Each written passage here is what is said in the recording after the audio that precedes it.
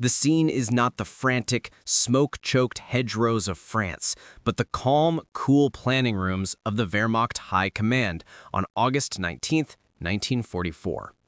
General Oberst Alfred Jodl, a man who believed implicitly in the cold, clinical logic of logistics, studied the map with a certainty few field officers possessed. He wasn't tracking tank divisions, he was tracking supply routes. And what he saw was the inevitable collapse of the American advance. The analysis was simple, authoritative, and rooted in the German experience of the brutal Eastern Front. George S. Patton's Third Army, spearheading the Allied breakout, was moving at a pace too fast for sanity, too fast for physics.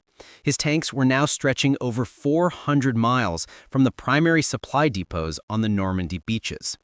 Jodl knew the consumption rates of an armored blitzkrieg. Patton's advance was demanding upwards of 12,000 tons of fuel, ammunition, and rations every single day. For the German General Staff, this was not a guess. It was an inescapable equation. Patton had violated the fundamental physics of mechanized warfare, and the debt was about to be called in. No army could sustain such an advance when its own supply line was hopelessly brittle and overstretched. The final verdict was delivered with quiet, professional confidence. Patton's Third Army would grind to a halt within days, perhaps hours, giving the Wehrmacht the precious time needed to regroup, stabilize the front, and survive until winter. The military crisis for the Allies was not approaching, it was mathematically assured. The German certainty was not born of arrogance, but painful, hard-won experience. It was a lesson learned not in France, but in the vast, frozen emptiness of the Soviet Union. The Wehrmacht had pioneered the concept of the blitzkrieg, lightning war, but they had also been the first to discover its crippling logistical culminating point when their own spearheads froze outside Moscow. They understood better than anyone that the faster a tank moves, the quicker it commits suicide by supply failure. Crucially, the German army was structurally incapable of the sustained movement Patton was achieving. Even in 1944, the Wehrmacht remained shockingly reliant on traditional methods. By some estimates, 80% of German transport was still reliant on the horse-drawn wagon. They were masters of conservation and tactical perfection, but they were utterly without industrial depth. To General Jodl and his staff, the American consumption rate was not merely excessive, it was a mathematical fantasy that could only end in a complete, humiliating stall. They had based their entire defensive plan on this logical certitude, confirming in their minds that the Americans, despite their industrial might, had forgotten the first rule of war. The supply line is the tether of the army, and it has an unbreakable limit. But what General Jodl failed to account for was not tactical genius, but pure, terrifying American industrial audacity. Just 125 miles away from his headquarters, a sight unprecedented in the history of warfare was already in motion. Thousands of trucks, specifically 5,958 of them, were rolling eastward in an unbroken, endless convoy. Crucially, their headlights were blazing, a direct, flagrant defiance of every military blackout regulation and German bombing threat. They were carrying not just a few supplies, but 12,500 tons every 24 hours. The operation was named the Red Ball Express, and it was a logistics operation so outrageous, so contrary to military science, that Jodl and his staff had literally failed to conceive it as a possibility. This rolling river of steel and gasoline was about to shatter every single assumption about mechanized warfare. And within a week, it would deliver Patton's unstoppable army to the gates of Paris. The truth behind the Red Ball was not genius, but desperation. Patton's spectacular dash across France had created a crisis that threatened to swallow the entire Allied campaign. The Wehrmacht had done a thorough job of wrecking the infrastructure. Every major rail yard was rubble, and most bridges across the Seine and Loire rivers lay broken in the water. The Allies were entirely dependent on bringing every shell, every gallon of gasoline, and every field dressing over 500 miles of shattered roads from the beaches. At the center of this near catastrophe stood the architects of the Red Ball, led by Lieutenant Colonel Loren Ayers. Their mandate was impossible. With the rail system dead and the advance stalled, they needed to invent a supply corridor capable of moving an unbelievable 12,500 tons of material every day. To put that number into perspective, it was the logistical equivalent of building an entirely new army every 24 hours, all while on the move. The Red Ball wasn't an innovation dreamed up in comfort. It was a desperate, battlefield-driven necessity, a scramble to keep the sword arm of the Allied forces from severing itself completely. They had to either move the impossible or accept the German prophecy of failure. The solution conceived by Lieutenant Colonel Ayers was simple, savage, and deeply offensive to military caution. They wouldn't just use the roads, they would transform them. They created a 700-mile closed-loop highway system, completely one-way. Trucks loaded on the beaches drove east on the northern route, trucks returned empty south on the southern route. This meant no counterflow traffic, no slowdowns, and no rules but speed. This purposeful chaos escalated into outright military heresy. To maximize throughput and guarantee Patton's 24-hour supply, the Red Ball operated continuously, day and night, with headlights blazing. This was the ultimate act of defiance. In World War II, this flagrant abandonment of blackout discipline was a near guarantee of German air attack, but the policy was clear. The risk of bombing was less critical than the risk of Patton's stopping. Furthermore, a strict no-stop policy was enforced. Drivers could not pull over, could not linger, and could not break the rhythm of the endless flowing river of material. This audacious system, built on speed, light, and total resource dedication, represented a fundamental rejection of German caution, substituting meticulous tactics with overwhelming, relentless American industrial momentum. The German generals could not have calculated for one simple reality. The American secret weapon was not a tank or a super bomber, but the GMC CCKW 2.5-ton truck, universally nicknamed the Deuce-and-a-half. This was the industrial backbone of the Red Ball Express. While German engineers meticulously built small batches of technologically complex equipment, America's strategy was brute force volume. General Motors alone churned out over 500,000 of these rugged six-wheel drive trucks by the war's end, a number that utterly dwarfed the entire motorized vehicle fleet of the German military. The sheer abundance of this single, unremarkable utility vehicle made the German concept of supply conservation obsolete. The Red Ball Express demonstrated that the speed of your advance was not limited by the endurance of your soldiers, but by the relentless, nearly infinite capacity of the American assembly line. It was industrial arithmetic made deadly. The horse-drawn army of the Wehrmacht was simply destined to be overwhelmed by the torrent of the American factory.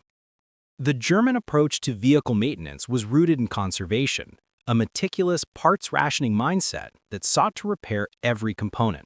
The American Red Ball approach was a disruptive innovation that shocked the enemy and redefined what efficiency meant. This was the philosophy of volume over procedure.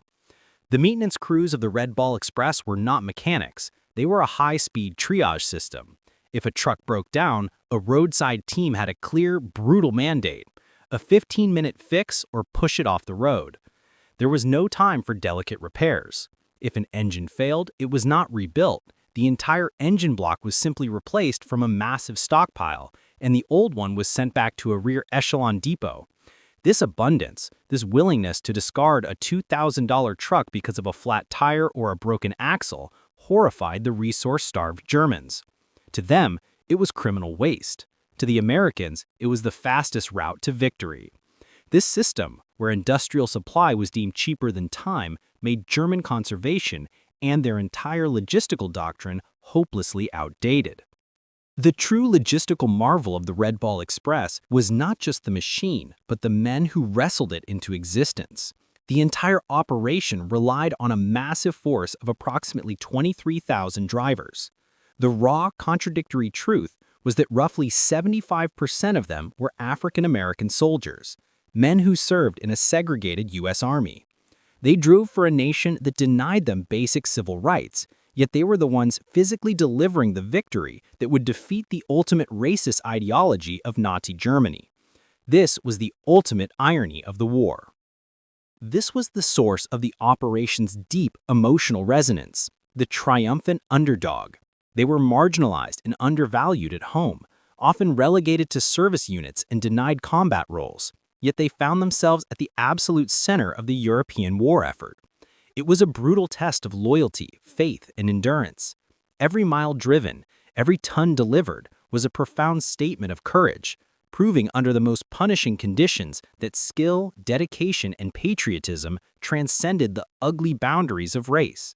Their mission was not just logistical, it was a deeply symbolic fight for their own dignity, making their triumph the most resonant victory of the entire campaign.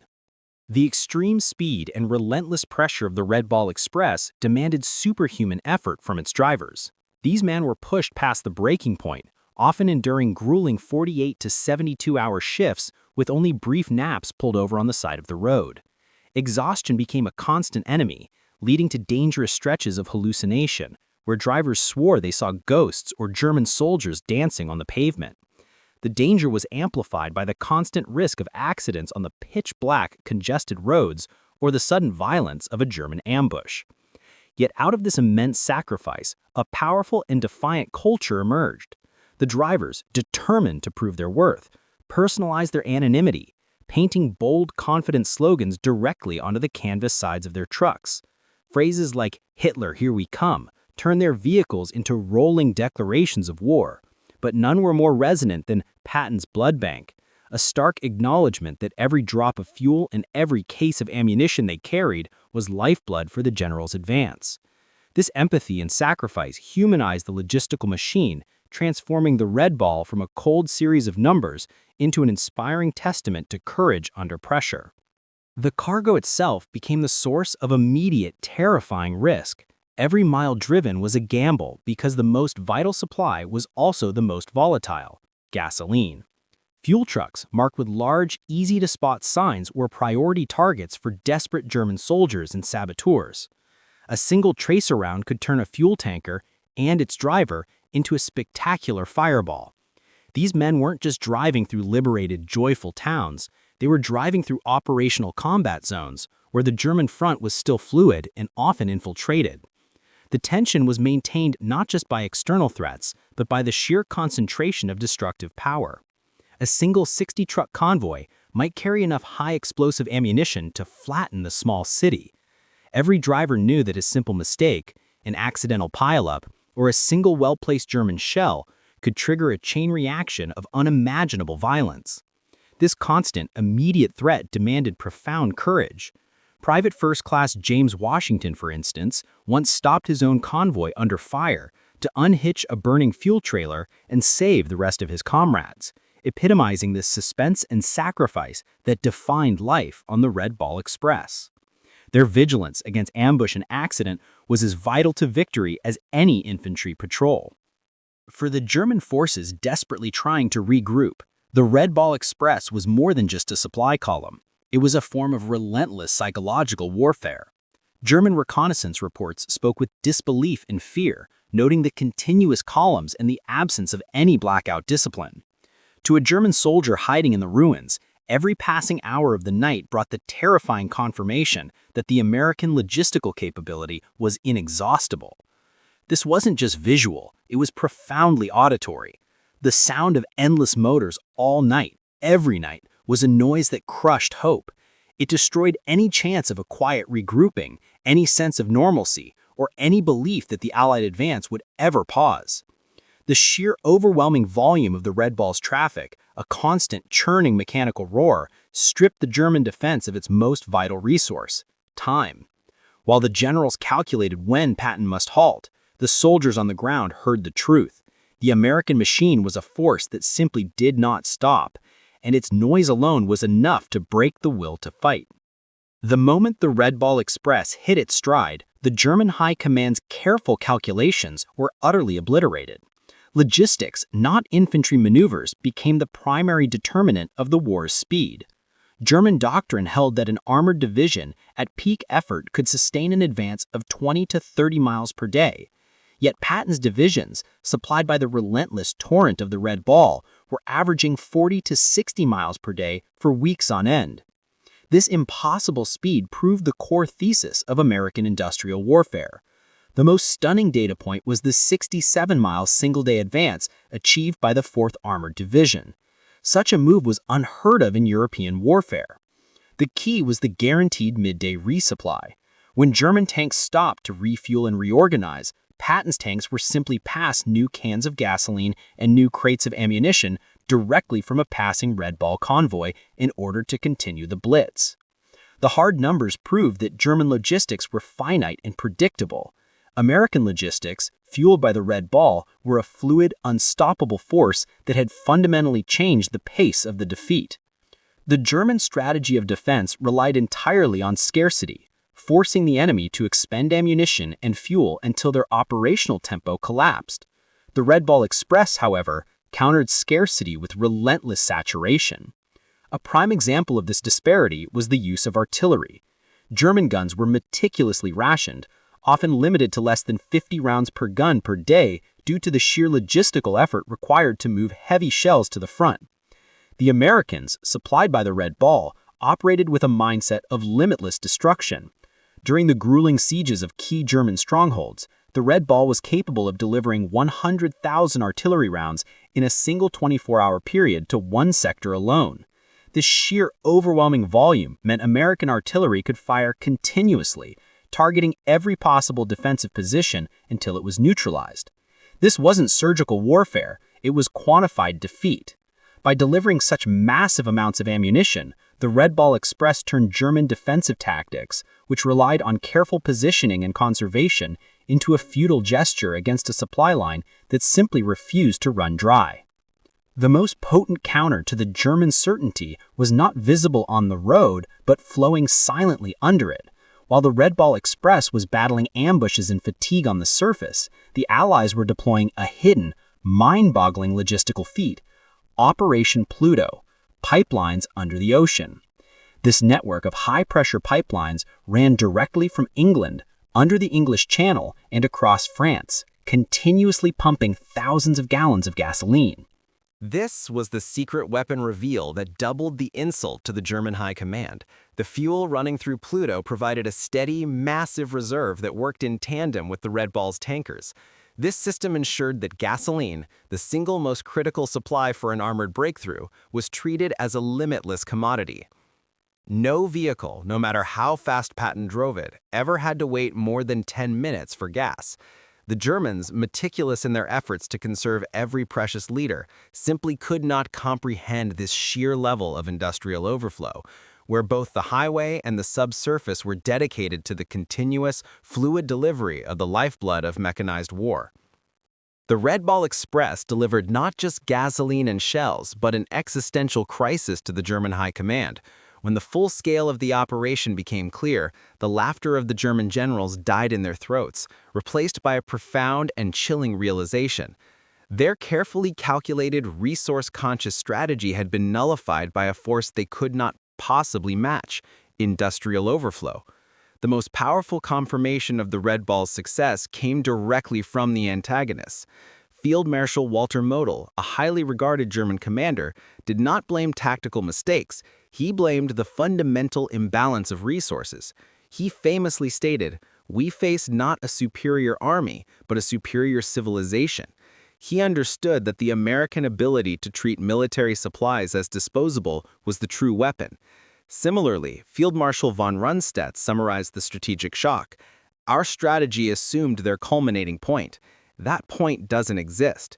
Their entire defense was based on the belief that the Americans must slow down." The Red Ball proved that the American machine was a system without a logical ceiling. This constituted the climax and validation of the entire narrative, using the words of the enemy to confirm that the strategic revolution was complete. The Americans had not just won a battle, they had changed the rules of war. The ultimate proof of the Red Ball's strategic brilliance was the enemy's utter inability to replicate it. During the desperate counteroffensive of the Battle of the Bulge, the Germans made frantic attempts to copy the speed and volume of American supply, but they failed immediately. They lacked the fundamental necessities. The infrastructure, the one-way highways and specialized depots, was not there. They lacked the tools, specifically the tens of thousands of reliable trucks. Most critically, they lacked the culture of industrial overflow. They couldn't simply replace an engine, they had to nurse it back to life. Their entire system was built on scarcity, making the Red Ball's speed, volume, and wastefulness an impossible reality to replicate. This failure provided the final, defining contrast. The difference between the two armies was not the courage of their men, but the deep, systemic power of American industrial culture. The Red Ball Express delivered the ultimate lesson of the modern industrial age. Logistics is strategy. It was a revolution confirmed not by American self-praise, but by the grudging respect of the enemy. The most quoted statement summarizing the strategic shift belonged to Field Marshal Jodl, who admitted the painful truth. We were not defeated by American tanks or planes primarily. We were defeated by American trucks. This observation transformed a simple supply operation into the strategic high ground of the war. The Red Ball proved that in the face of unlimited industrial capacity, all tactical expertise and defensive positioning eventually fail. It redefined victory. It was no longer about the cleverest maneuver, but the ability to deliver overwhelming, sustained force where and when it was needed. The Red Ball Express confirmed the powerful historical argument, confirming the video title, that in the modern age, industrial capacity is the ultimate determinant of victory. The ultimate consequence of the Red Ball Express was not just the delivery of Patton's armies to the German border, but a profound shift in military philosophy. The operation's genius was best summarized by the man at Fueled, General George Patton, who paid tribute where it was due, stating unequivocally, the truck drivers of the Red Ball Express deserved as much credit for the defeat of Germany as any combat unit. They won the war as surely as any rifleman. This emotional resolution granted the unrecognized drivers the definitive validation of their sacrifice. But the final, most chilling word belongs to the enemy, the very generals who had laughed. An anonymous German officer, quoted by a Red Ball driver long after the fighting had ended, perfectly encapsulated the ultimate, unforgettable lesson of the conflict. Standing beside the highway, watching the American convoys roll by, he remarked, "We prepared for everything. Your tanks, your planes, your ships. We never prepared for your trucks. How do you defeat an enemy who has more trucks than you have soldiers?" The answer was the roaring sound of 6,000 engines that never stopped, carrying destruction and democracy at 35 miles per hour. The German generals stopped laughing when they understood this truth, but by then, the truck drivers had already delivered victory.